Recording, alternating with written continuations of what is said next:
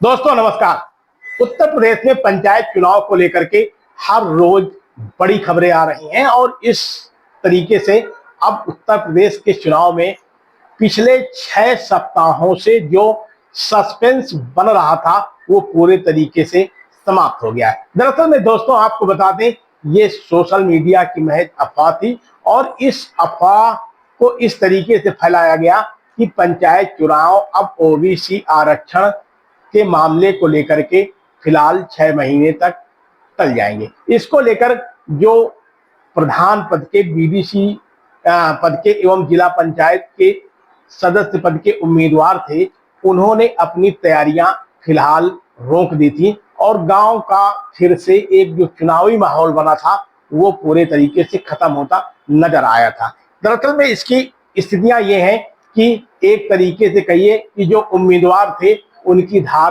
कुंद होने लगी थी। लेकिन दोस्तों ये महज केवल सोशल मीडिया का एक अफवाह था, ना तो सरकार की तरफ से ऐसी कोई प्रतिक्रिया आई और ना ही निर्वाचन आयोग की तरफ से ऐसी कोई प्रतिक्रिया आई।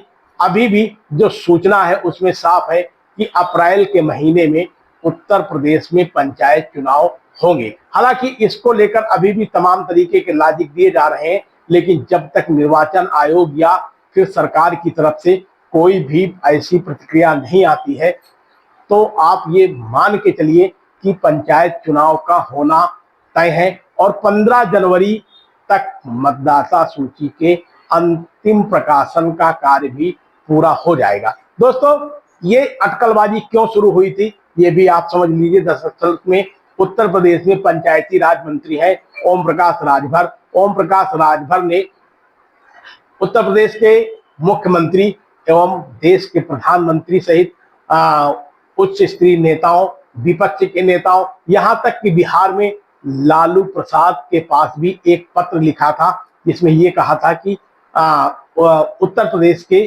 चुनाव में ओबीसी का आरक्षण लागू होना चाहिए। इसके लिए जो सुप्रीम कोर्ट का आदेश है उसको अमल में लाया जाना चाहिए और ओबीसी का जो 27% आरक्षण है उसकी 3 कैटेगरियों में इसे बांटा जाना चाहिए। ये दोस्तों आसान काम नहीं था, इस पे सरकार ने अभी तक कोई भी निर्णय नहीं लिया है।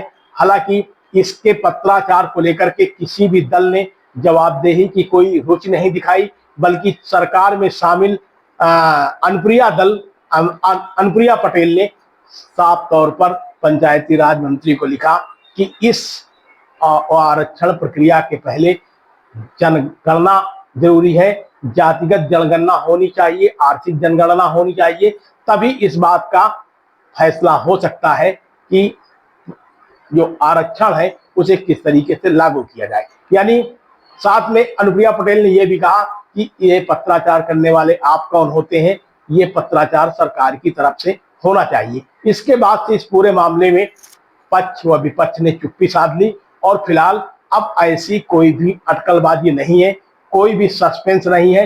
यानी साफ है कि पंचायत चुनाव अब लगभग होना तकरीबन तय है। पंचायत चुनाव को लेकर के अब गांव के ग्रामीणों में चौपालें लगने लगी हैं, लोगों के बीच में समीकरण बनने लगे हैं और अब केवल मुद्दा एक बचा है, आरक्षण।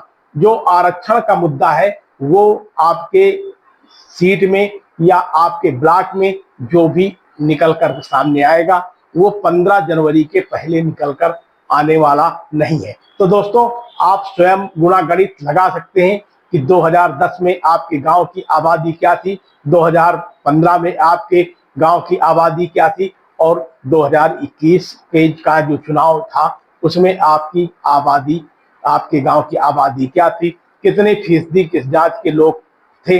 यानी उसी के अनुसार तकरीबन आरक्षण का भी फार्मूला तय होगा। इसकी अभी कोई ऐसे इसकी कंफर्मेशन नहीं आई है। फिलहाल पंचायत चुनाव को लेकर के गांव के गलियारों में पूरे तरीके से अब धूम धड़ाका शुरू हो गया है। दीपावली का त्योहार है और इस त्योहार के मौके पर पंचायत चुनाव भी अपने पूरे तरीके से रंग में है। लोग एक दूसरे के घरों में जा रहे हैं, जो कल तक एक दूसरे से मुलाकात नहीं करते थे अब मुलाकातों का दौर शुरू हो गया है। तरह तरह की राजनीति शुरू हो गई है।